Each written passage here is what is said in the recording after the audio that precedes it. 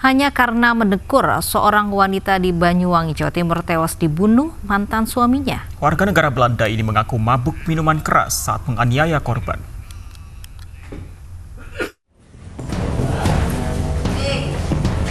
HTB, warga negara Belanda, ditangkap polisi setelah mengaku telah membunuh mantan istrinya yang telah diceraikan sejak tahun 2016 lalu. Tersangka mengaku terganggu dengan suara dengkuran korban saat tidur di sampingnya. Kemudian tersangka yang tengah berada di bawah pengaruh minuman keras dengan spontan langsung menganiaya korban hingga tewas.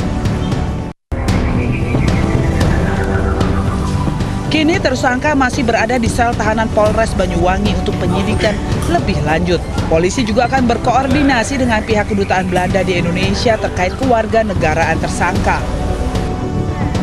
Sebelumnya jasad Nur Hoviani dievakuasi petugas ke Rumah Sakit Blambangan Banyuwangi untuk diotopsi setelah ditemukan tewas dalam kamar di sebuah rumah di Kecamatan Kalipuro, Banyuwangi, Jawa Timur.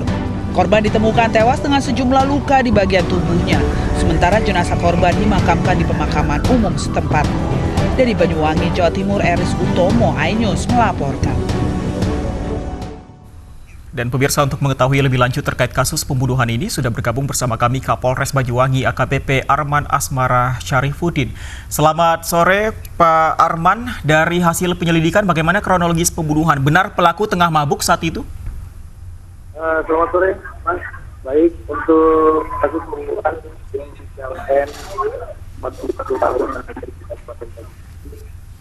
Jadi kita ini masih pemeriksaan dan saksi sementara dugaan oleh pelaku itu karena awalnya pembunuhan korban datang ke kediaman kota daripada Afrik, warga negara daripada Belanda.